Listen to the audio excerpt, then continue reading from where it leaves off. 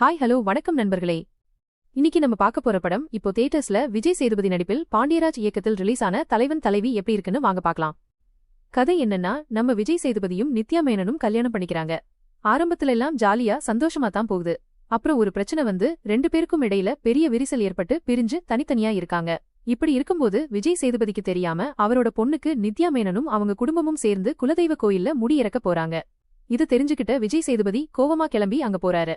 அப்புறம் கோயில்ல என்னென்ன நடக்குது, அவங்களுக்குள்ள வந்த பிரச்சனை என்ன, கடைசியில விஜய் சேதுபதியும் நித்யா மேனனும் ஒன்னு சேர்ந்தாங்களா இல்லையாங்கிறது தான் இந்த தலைவன் தலைவி படத்தோட மீதி கதை.